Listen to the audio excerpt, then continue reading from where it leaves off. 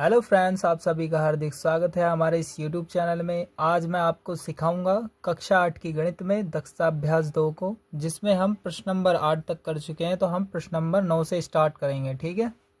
तो पार्ट 2 हमारा स्टार्ट होने जा रहा है और आप कमेंट करके बताइए कि आपको पार्ट 1 कैसा लगा, और पार्ट 2 भी उसके लिए भी कोई कमेंट कीजिएगा अच्छा सा कि आपको कैसे समझ में आया है। तो आइए बढ़ते हैं प्रश्न नंबर 9 पर। वह छोटी से छोटी पूर्ण वर्ग संख्या ज्ञात कीजिए।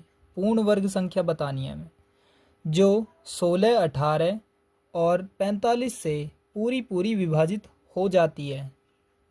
तो बात करते हैं, वह छोटी से छोटी पूर्ण वर्ग संख्या बतानी है। सबसे पहले तो हमें ये पता होना चाहिए कि इन तीनों संख्याओं से कौन सी ऐसी संख्या विभाजित हो जाएगी, वो हमें सबसे पहले पता करनी है और उसके बाद हम पूर्ण वर्ग संख्या ज्ञात करेंगे। बात करते हैं, पहले एक छोटा सा स्टेप समझ लेते हैं।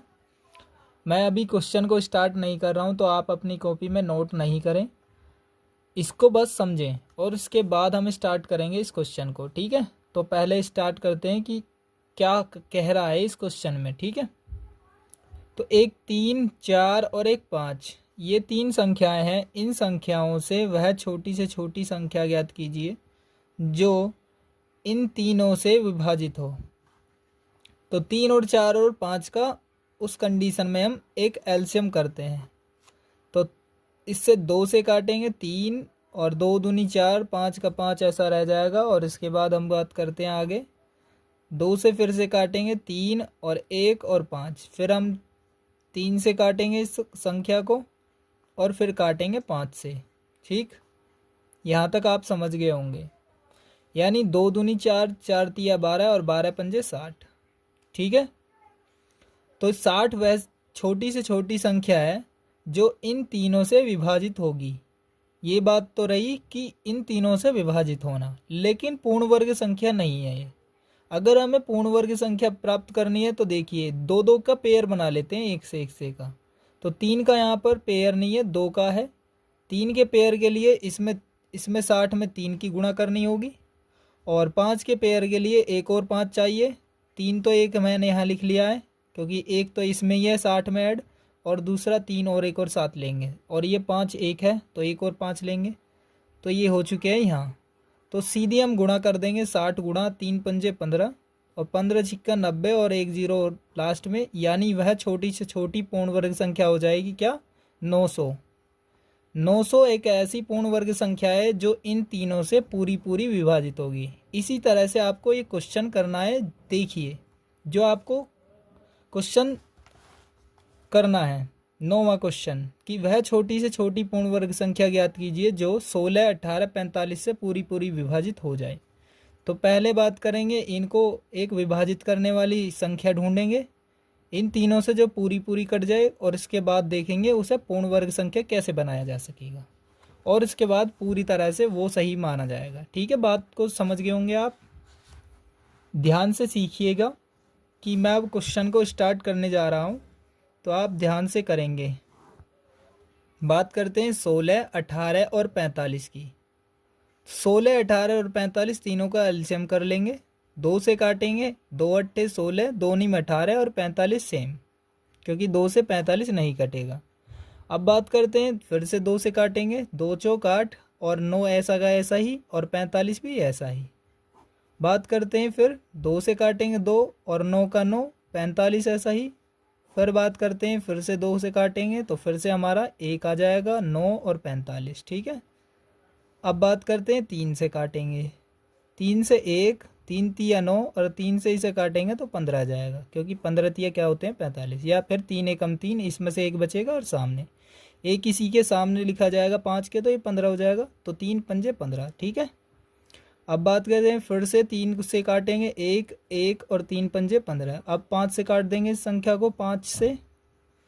अब यहाँ तक हम पूरा कर चुके हैं, तो इसका एलसीएम देख लेते हैं और इसके बाद देखेंगे इनके पेयर। पहले तो हम संख्या प्राप्त करेंगे, उसके बाद देखेंगे पेयर। तो हमें पूर्ण वर्ग संख्या बतानी है सबसे छोटी, जो इन तीनों संख्याओं से कट जाए, पूरी पूरी विभाजित हो। तो पहले देखो, गुणा कर लेते हैं पहले। तो सीधी सीधी संख्याओं को लिख लेता हूँ मैं। तो 2 तो है 4 बार, और 3 है 2 बार, और 1 5 है, ठीक है। तो पेयर भी बन रहा है इसका, तो मैं सीधा सीधा कर लेता हूँ। एक और यहाँ पर क्या आएगा 5 गुणा लगा करके, तो तभी एक पूर्ण वर्ग संख्या प्राप्त होगी हमें, है नहीं। तो एक साथ ही मैं गुणा कर लेता हूँ इसकी। अब हमारे पास पेयर बन चुका है और हम इसकी गुणा कर लेंगे और आंसर आ जाएगा हमारा। 2 दूनी 4, 4 दूनी 8, 8 दूनी 16, 16 तिया क्या हो जाएंगे 48, और यहाँ 5 पंजे 25, 25 तिया 75। अब हम इन दोनों की गुणा कर लेंगे 75 और 48 की, तो कितना आंसर आने वाला है देखिए। 8 पंजे 40, 8 सत्ते 56, 56 और 20, 4 पंजे 20, 56 और 20 कितने होते हैं 76, और 4 80, 0 हासिल 8, और 4 सत्ते 28 और 8 36, यानी 3600 हो जाएगा। ये मैंने कैसे किया, ये भी एक ट्रिक है, यानी ऐसे गुणा करेंगे ऐसे, और इनकी क्रॉस गुणा करके, और जो भी एडिशन है यानी हासिल सहित उसको भी जोड़ देंगे। आप सिंपल कर लेना, ऐसे गुणा करके पहले ये संख्या आती है और इसके बाद गुणा का निशान, फिर संख्या, और फिर जोड़ करके यहाँ आ जाएगा। ठीक है, इस तरह से आप कर सकते हो। तो आ चुका है हमारा 3600, तो 3600 पूरी तरह से आ चुका है। तो ये आपका क्या आ जाएगा आंसर, यानी 3600 वह पूर्ण वर्ग संख्या है छोटी से छोटी जो इन तीनों संख्याओं से पूरी तरह विभाजित होगी। 16 से भी हम 3600 को काट सकते हैं, 18 से भी और 45 से भी। तो 3600 को हम इन तीनों संख्याओं से काट सकते हैं। तो आप इस क्वेश्चन को बहुत ही आसानी से और सरलता से सीख गए होंगे। बात करते हैं प्रश्न नंबर 10 पर। तो प्रश्न नंबर 10 के लिए आप रेडी रहें कि 10वां क्वेश्चन होगा कैसे। तो 10वां क्वेश्चन हम स्टार्ट करते हैं अब नंबर 10 को। ठीक है, 10वां क्वेश्चन आप देखिए, आपके सामने दिखाया जाएगा। देखिए 10वां क्वेश्चन है ये, एक टोकरी में 1250 फूल हैं। किसी एक व्यक्ति किसी नगर के प्रत्येक मंदिर में उतने ही फूल चढ़ाता है जितने की उस नगर में मंदिर हैं। यानी 1250 एक टोकरी में फूल धरे हैं और वो व्यक्ति इतने जितने मंदिर हैं उतने ही फूल चढ़ाता है उस गांव में। ठीक है, तो यदि उसने कुल 8 टोकरी फूल चढ़ाए हैं, पूरे कितने 8 टोकरी, तो बताइए कि उस नगर में कुल कितने मंदिर हैं। तो मंदिर बताने हैं इसमें क्वेश्चन में। तो प्रश्न नंबर 10 को आप समझ गए होंगे कि फूल एक टोकरी में इतने हैं और 8 टोकरी इसने फूल चढ़ा दिए, और मंदिर और फूलों की संख्या सेम है। ठीक है, उतने ही फूल चढ़ाएं जितने की मंदिर भी हैं। तो इसमें भी हम क्या करने वाले हैं, जब सेम कंडीशन बन जाए तो हम करने वाले हैं वर्गमूल। ठीक है, तो एक टोकरी में फूल, एक टोकरी में कितने फूल हैं 1250, एक टोकरी में फूल कितने 1250, और उसके पास उसने कितने चढ़ा दिए 8 टोकरी। तो 8 टोकरी में कितने फूल हो जाएंगे पूरे टोटल, 8 टोकरी में फूल पूरे कितने हो जाएंगे 1250 में 8 की गुणा कर देंगे तो आंसर आ जाएगा। यानी 0, 8 पंजे 40, 0 हासिल 4, 8 दूनी 16 और 4 20 हासिल 2, 8 एकम 8 और 2 10, यानी 10,000 फूल हैं उसके पास। अब हम बात करने वाले हैं कि उसने कितने फूल चढ़ाए और कितने मंदिर हैं। तो हमें क्वेश्चन में पूछा गया कि मंदिर कितने हैं, तो 10,000 हमारे पास हैं फूल, तो 10,000 का हम क्या करने वाले हैं वर्गमूल। 2 का पेयर बन गया, 2 का पेयर, और ये सिंगल, इसका भी पेयर माना जाएगा। ठीक है, तो 1 एकम 1, एक इसके साथ ऐड कर दिया जाएगा जो हमने गुणा की थी, और 1 और 1 क्या हो जाएगा 2, ये 2 0 एक साथ लिखेंगे। यहाँ पर अगर हम 1 भी लिखते हैं तो 21 हो जाएगा, 21 एकम 21, ये है 0 तो हम यहाँ लगाएंगे 0। तो 0 से 0 की गुणा यानी 20 की 0 से होगी 2 0 लिख सकते हो आप। फिर 0 को ऐड करेंगे तो 20 में 0 जोड़ेंगे 20 ही रहेगा, और फिर से हम 2 0 ये वाली एक साथ लिख देंगे। अब क्या होने वाला है, अब फिर से हम 0 लगाएंगे और यहाँ पर भी 0, और ये भी हम 2 0 लिख सकते हैं। ठीक है, तो ये आ गया हमारा क्या आंसर। तो आप कह सकते हो कि 100 ही मंदिर हैं गांव में और 100 ही उसने फूल चढ़ाए हैं, हर एक मंदिर पर 100 फूल चढ़ाता हुआ गया है। तो बात करते हैं हम 100 की 100 से गुणा, यानी 10,000 पूरे फूल टोटल। तो 100 ही मंदिर हैं, 100 एक एक मंदिर पर 100 फूल चढ़ाता हुआ गया है। तो आप ध्यान से समझ गए होंगे कि प्रत्येक नगर में, उस नगर में उस नगर में कुल मंदिर कितने?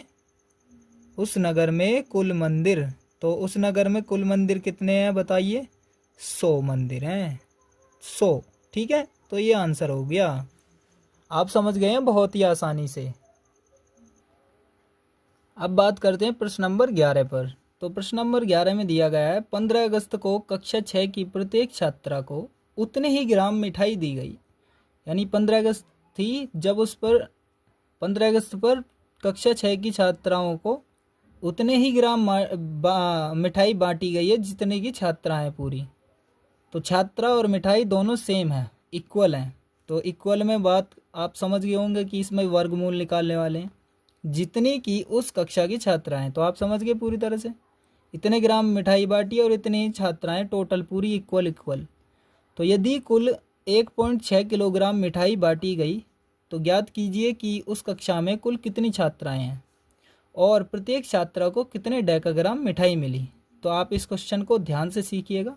हमारे पास कितनी है? 1.6 किलोग्राम मिठाई। तो इसे हम ध्यान से सीखते हैं। ठीक है, तो हमारे पास कितनी है, तो इसे हम 1.6 किलोग्राम को मिठाई को हम ग्राम में चेंज कर लेते हैं, क्योंकि इसमें बताना है कि कितने ग्राम मिठाई बांटी गई है और कितने डेकाग्राम मिठाई आई है प्रत्येक छात्रा पर। ठीक है, तो ध्यान से सीखेंगे। देखिए, बात करते हैं प्रश्न नंबर 11 पर। तो प्रश्न नंबर 11 पर हमारे पास है पूरी 1.6 किलोग्राम मिठाई। कितनी? 1.6 किलोग्राम मिठाई। तो हम 1.6 किलोग्राम मिठाई को पहले क्या करेंगे? ग्राम में चेंज कर लेंगे। तो 1.6 गुणा 1 किलोग्राम में कितनी होती है? 1000 ग्राम। पॉइंट हटाएंगे और 1 जीरो नीचे लगाएंगे, 1 जीरो से 1 जीरो उड़ाएंगे तो कितना हो जाएगा? 16 एकम 16 और 2 जीरो हैं साथ में, तो 2 जीरो, तो कितना हो गया? 1600 ग्राम। बात को आप समझ गए हैं कि हमारे पास टोटल मिठाई कितनी है? 1600 ग्राम। और अब हम इसका वर्गमूल निकालेंगे तो बताएंगे कि कितनी छात्राएं थीं और कितनी ग्राम मिठाई बांटी गई। तो ध्यान से सीखिएगा, बहुत ही आराम से हो जाएगा ये, बस आप ध्यान से सीखते रहिए। 1600 ग्राम, उसके हम क्या करेंगे? वर्गमूल।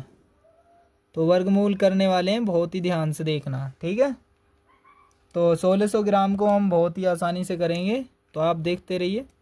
2 का एक पेयर बना लिया है, 2 का एक पेयर, तो 4 चौक 16। ये 4 इसके साथ ऐड कर दिया जाएगा तो कितना हो जाएगा? 4 और 4 8। तो ये दो जीरो एक साथ लिख दी जाएगी। और अब यहाँ 2 जीरो हो चुकी है, तो आप सीधा समझ लीजिए कि यहाँ जीरो लगा करके हम इसको बराबर बना देंगे। यानी यहाँ क्या आ गया? 40। 40 की जब 40 से गुणा करेंगे तो आपका 1600 ही आएगा। यानी 40 ही छात्रा थी और 40-40 ग्राम हर एक को बांटी गई, तो पूरी 1600 ग्राम ख़त्म हो गई, यानी मिठाई इतनी बांटी गई। लेकिन इसमें कहा गया है, तो इसमें छात्र तो बता देना, छात्रा कितनी है तो बताना है कि छात्रा, तो छात्रा कितनी हो गई है? छात्रा, कुल छात्रा कितनी है? कुल छात्राओं की संख्या लिख सकते हो या कुल छात्राएं, कुल छात्राएं 40 थीं और हर एक को कितनी बांटी गई? 40 ग्राम बांटी गई। लेकिन इसमें पूछा क्या है, तो वो ध्यान से सीखना है आपको। इसमें पूछा क्या है, आप क्वेश्चन को देख सकते हो कि इसमें पूछा क्या है। इसमें पूछा है कि प्रत्येक छात्रा को कितने डेकाग्राम मिठाई मिली, तो डेकाग्राम बताना है। तो डेकाग्राम में चेंज करेंगे। देखिए, 1 डेकाग्राम में कितने ग्राम होते हैं? तो 1 डेकाग्राम में 10 ग्राम होते हैं। 1 डेकाग्राम में कितने होते हैं? 10 ग्राम। तो 40 ग्राम इधर को देखिए यहाँ पर, तो 10 की मैं 4 से गुणा कर दूँ तो इधर भी तो मुझे 4 से ही गुणा करनी होगी। तो कितना हो जाएगा? यहाँ हो जाएगा 10 चौक 40, तो 40 ग्राम इधर, तो इधर भी 40 ग्राम है ना, 40 ग्राम, ये 40 ग्राम है, ये 40 ग्राम, तो यहाँ कितना हो जाएगा? 4 डेकाग्राम। समझ गए आप? या आप ऐसे कर सकते हैं, जब 1 डेकाग्राम में 10 ग्राम तो 4 डेकाग्राम में 40 ग्राम, या फिर 40 को 10 से डिवाइड कर देंगे, 10 चौक 40, 4 डेकाग्राम। इस तरह से आप समझ जाएंगे। तो हर एक छात्रा को कितने डेकाग्राम मिठाई मिली है? 4 डेकाग्राम मिठाई। ठीक है, आप समझ गए हैं बहुत ही आसानी से। अब बात करते हैं प्रश्न नंबर 12 पर। तो 12वां क्वेश्चन हम ध्यान से सीखेंगे बहुत ही आसानी से। और आप इस वीडियो को लाइक कर दीजिए और अपने सभी दोस्तों को शेयर करें ताकि वो भी इन क्वेश्चंस को आसानी से सॉल्व कर सकें और समझ सकें। प्रश्न नंबर 12 पर देखेंगे, वह छोटी से छोटी प्राकृतिक संख्या ज्ञात कीजिए जिसे 16,160 में से घटाने पर शेषफल पूर्ण वर्ग हो जाता है। तो इसमें से ऐसी कौन सी संख्या घटाएंगे कि यह पूर्ण वर्ग संख्या बन जाए? तो ध्यान से सीखिएगा। तो इसको हम स्टार्ट करने वाले हैं। इसमें से क्या घटाने पर शेषफल पूर्ण वर्ग बनेगा? तो 16,160 है हमारे पास संख्या, तो हम क्या करेंगे 16,160 हम लिख लेंगे। ये लिख लिया हमने संख्या को और हम स्टार्ट करने वाले हैं 16,160। ये रही संख्या। तो हम लाइन खींच देंगे और उसके बाद सॉल्व करेंगे। दो का पेयर और ये एक का, एक एकम एक, ये वाला एक ऐड हो गया तो एक और एक कितना हो गया 2, और ये 61 एक साथ लिखा जाएगा। तो यहाँ पर क्या लिखूँगा 2 लिखूँगा तो 22 दूनी 44, 3 लिखूँगा तो 23 तिया 69, तो ज़्यादा हो जाएगा तो 2 यहाँ पर लिखूँगा तो 2 यहाँ भी हो जाएगा, तो 22 दूनी 44। ठीक है, आप समझ गए होंगे 22 दूनी कितना हो जाएगा 44। और यहाँ फिर उसके बाद 11 में से 4 गया 7, और यहाँ कितना रह गया 5, तो 5 में से 4 गया 1, तो 22 में ये वाला 2 भी जोड़ेंगे जो हमने इसके साथ गुणा की थी। 22 और 2 कितने हो गए 24, 22 और 2 24। यहाँ देखिए 17, ये वाला 60 एक साथ उतारा जाएगा। देखिए हमने करा क्या है, एक की एक से गुणा की है, फिर उसके बाद 2 इसके साथ लिखा है, 1 और 1 2, और 2 यहाँ पर लिखा है तो 22 दूनी 44। ये वाला 2 गुणा किया था, इसको भी जोड़ देंगे, 22 और 2 24, और यहाँ इसमें से घटा दिया तो 17, और ये 60 हमने साथ में लिख दिया। तो इसका रिवीजन रिपीट कर दिया है मतलब। और इसके बाद हम करने वाले हैं कैसे, अगर मैं यहाँ 8 लिखूँगा तो 8 दूनी 16, तो इसके आसपास हो जाएगा। देखते हैं, अगर मैं यहाँ 2 4 8 यहाँ पर 8 लिखूँगा तो ये 248, और 8 यहाँ पर लिखा जाएगा, तो 248 की 8 से गुणा करके देखते हैं कि इससे ज़्यादा नहीं होना चाहिए, कम ही होना चाहिए। 8 8 64, 4 का हासिल लगे 6, 8 चौक 32 और 6 38, हासिल 3, 8 दूनी 16 और 6 22। ज़्यादा हो गया मतलब ये नहीं माना जाएगा। तो मैं यहाँ 7 से गुणा करके देखता हूँ, तो देखिए 7 7 49, हासिल 4, 7 चौक 28, 4 32, और 7 दूनी 14 और 3 17। क्या हो गया, यानी 7 7 49, 9 हासिल 4, 7 चौक 28 और 4 32, 3 हासिल, 7 दूनी 14 और 3 17, तो 1729 बिल्कुल सही है, इससे छोटा है। तो यहाँ पर मैं क्या करूँगा 7 को लिखूँगा और ऊपर भी 7 लिखा जाएगा, तो कितना हो जाएगा 1729। और इसके बाद घटा देंगे जो भी है, तो यहाँ से दाई लेके 10 में से 9 गया 1, और यहाँ 5 रह गया, 5 में से 2 गया 3। आप समझ गए होंगे कि हम इसमें से 31 घटा देंगे तो क्या हो जाएगा, ये एक पूर्ण वर्ग संख्या बन जाएगी। ठीक है, तो आंसर क्या हो जाएगा 31। तो 31 घटाने पर यह क्या हो जाएगी, पूर्ण वर्ग संख्या हो जाएगी। ठीक है, 16,160 में से घटा देंगे 31, तो आंसर क्या होगा, वह छोटी से छोटी संख्या 31 घटाने पर 16,160 एक पूर्ण वर्ग संख्या बन जाएगी। ठीक है, 16,160 में से घटा देंगे ना 31 को, तो एक पूर्ण वर्ग संख्या बन जाएगी ये। ठीक है, तो आप समझ गए होंगे बहुत ही आसानी से। अब बात करते हैं प्रश्न नंबर 13 पर। तो 13वां क्वेश्चन भी हम ध्यान से करेंगे, बस एक चीज़ संभल के चलना है। वह छोटी से छोटी प्राकृतिक संख्या ज्ञात कीजिए जिसे 594 में जोड़ दें तो योगफल पूर्ण वर्ग हो जाता है। ठीक है, तो इसमें जोड़ दें तो इसको ध्यान से संभल के चलना है इस वाले क्वेश्चन में। तो जोड़ने पर तो इसका मतलब इससे ज़्यादा लास्ट में इससे ज़्यादा आपका पहाड़ा पढ़ते हैं हम, ध्यान से सीखिएगा, है ना, क्योंकि उसमें घटाना होता है, इसमें जोड़ना है, तो इसके लिए ज़्यादा लेनी पड़ती है संख्या। तो 594 अभी हमारे पास, तो हम इसका भी क्या करेंगे, एक वर्गमूल, ठीक है। तो 594 हमारे पास संख्या है, हम इसका वर्गमूल करने जा रहे हैं। तो 2 का एक पेयर, एक 5 रह गया, 2 दूनी कितना हो जाएगा 4, और यहाँ फिर 2 इसके साथ ऐड किया जाएगा, 2 और 2 4 हो गया, 5 में से 4 गया 1, और ये 94 एक साथ लिखा जाएगा, ठीक है। अब यहाँ क्या करूँगा मैं, अगर मैं 2 लूँगा तो 2 ही यहाँ लिखना पड़ेगा, 3 लूँगा तो 3 ही यहाँ पर, 4 लूँगा तो 4 यहाँ पर, ठीक है। तो मैं यहाँ 4 से गुणा करके देखता हूँ, 44 हो जाएगा, ये 4 हो जाएगा, 4 चौक 16 हासिल 1, 4 चौक 16 और 1 17। हम इससे ज़्यादा लेंगे, थोड़ा सा ही ज़्यादा, ठीक है। तो 5 लेंगे अब हम यहाँ, 5 पंजे 25 हासिल 2, 5 चौक 20 2 22, यानी 45 पंजे हो जाएगा 225। तो यहाँ 5 लूँगा तो 5 यहाँ भी, तो 225 हो जाएगा, ठीक है।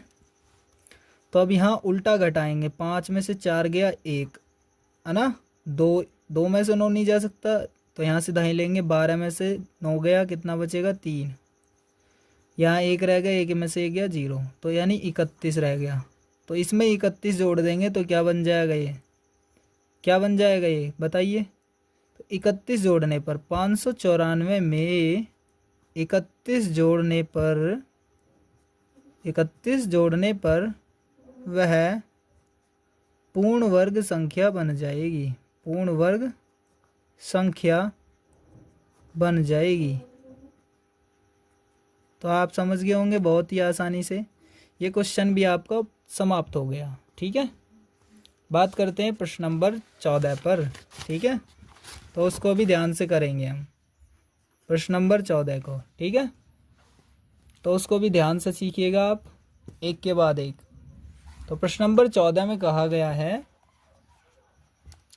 कि एक वर्गाकार बाग को स्वच्छ, निर्मल एवं प्रदूषण मुक्त बनाने के लिए रखरखाव पर प्रति वर्ग मीटर 2 रुपये 25 पैसे मासिक व्यय आता है, यानी 1 मीटर स्क्वायर पर 2 रुपये 25 पैसे लगते हैं महीने के। तो यदि बाग के रखरखाव पर मासिक व्यय 3600 रुपये हो तो बाग की लंबाई ज्ञात कीजिए, ठीक है। बात को समझिए, पूरे टोटल बाग को रखरखाव पे 3600 रुपये खर्च हो रहे हैं, और प्रति मीटर स्क्वायर, ठीक है, प्रति मीटर स्क्वायर 2 रुपये 25 पैसे खर्च हो रहे हैं। तो ये तो पूरा क्या है, एक क्षेत्रफल, उनमें से एक हिस्सा है ये, ठीक है। तो आप समझ गए होंगे, इससे इसको क्या करेंगे, हम डिवाइड करेंगे। तो बात को आप समझ गए होंगे, तो इससे इसको हम डिवाइड करेंगे, तब हमें क्या मिलेगा, एक प्रॉपर क्षेत्रफल मिलेगा। तो आपका क्षेत्रफल क्या हो जाएगा, आप देखेंगे कि 3600 ये है मासिक व्यय, पूरा टोटल खर्चा, और ये वर्ग मीटर, ये जो लग रहा है तो वर्ग मीटर लग रहा है, यानी प्रति वर्ग मीटर, हर एक वर्ग मीटर पर लग रहा है ये 2 रुपये 25 पैसा, ये टोटल रुपए लग रहे हैं। तो आपको इससे इसको डिवाइड कर देना है। फिर इसके नीचे देखिए, पॉइंट हटाओगे तो 2 जीरो आएंगे नीचे, इन 2 जीरो को ऊपर भेजेंगे तो 3600, और गुणा ये जो 2 जीरो हैं ऊपर भेजेंगे, और बटे में रह जाएगा यहाँ 225। तो आप इसके बाद सॉल्व करेंगे कैसे, 5 से काटेंगे तो 5 चौक 20, 5 पंजे 25, ठीक है, और 5 से काटेंगे तो कितना आ जाएगा, 5 सत्ते 35, और 1 बचेगा, 5 दूनी 10 और 0। और अब हम क्या करने वाले हैं, फिर से 5 से, 5 निम 45, 5 से इसे काटेंगे, 5 एकम 5, और 2 बचेगा, 5 चौक 20, फिर 2 बचा, 5 चौक 20 सॉरी, तो यहाँ 4 आ जाएगा, ठीक है। तो ये क्या हो चुका है, 144। तो मैं यहाँ साफ लिख देता हूँ, यहाँ नीचे 144, और यहाँ ऊपर रह गया है 100, और नीचे रह गया है 9, ठीक है। अब हम 9 से इसे काटेंगे, 144 को, 9 एकम 9, बचेगा कितना 5, और ये 4 इसके साथ लिखेंगे तो 9 छिक्का 54 पूरा कट जाएगा, और यहाँ 16 हो गया, ये 100 है, तो 16 एकम 16, और 2 जीरो इसके साथ, तो 1600 हो गया है पूरा। तो हम क्या करेंगे, एक देखिए बाग की लंबाई, तो लंबाई ज्ञात करेंगे तो कैसे, तो एक बाग है वर्गाकार है, ठीक है, तो लंबाई और चौड़ाई दोनों सेम है उसकी, तो इसकी लंबाई और जो चौड़ाई है दोनों सेम है, तो एक मतलब वर्ग का क्षेत्रफल क्या होता है, वर्ग का क्षेत्रफल वो होता है भुजा का स्क्वायर, भुजा का स्क्वायर। तो क्षेत्रफल हमारे पास है 1600, तो भुजा हमें पता करनी है कि किस तरह से होगी, तो भुजा लंबाई भी हो सकती है, वो हो सकती है चौड़ाई भी, तो वो दोनों सेम ही आएंगी क्योंकि ये एक वर्ग है, यानी लंबाई भी बराबर है और चौड़ाई भी बराबर है। तो बाग की लंबाई हो या चौड़ाई हो तो सेम ही आने वाली है। आप बात करेंगे कि वर्ग का क्षेत्रफल क्या है, तो 1600 है, और भुजा का स्क्वायर लिखेंगे, भुजा का स्क्वायर। तो 1600 को हम काट सकते हैं कैसे, आप एक वो लिखिए और 1600 को संख्या को लिख के और एक क्या कर देंगे, वर्गमूल निकाल लेंगे इसका भाग विधि से। तो 4 चौक 16, और फिर 4 और 4 को ऐड कर दिया जाएगा, 4 और 4 8, तो ये 2 जीरो हम साथ में एक साथ लिखेंगे, जीरो यहाँ लगाएंगे, जीरो यहाँ, तो 2 जीरो लिख दिए। अब ये 40 हो चुका है, 40 यानी 40 का स्क्वायर है ये, तो 40 का स्क्वायर लिखेंगे, यानी 40 से 40 की गुणा की जाएगी तो क्या आएगा, 1600 आएगा, यानी 40 की पावर 2 लिख सकता हूँ मैं इसको, 1600 को क्या लिख सकता हूँ, 40 की पावर 2, और यहाँ पर लिखूँगा भुजा का स्क्वायर, भुजा का स्क्वायर, स्क्वायर से स्क्वायर ख़त्म हो गया, तो भुजा कितने आ गई है, 40, भुजा कितनी आई है, 40।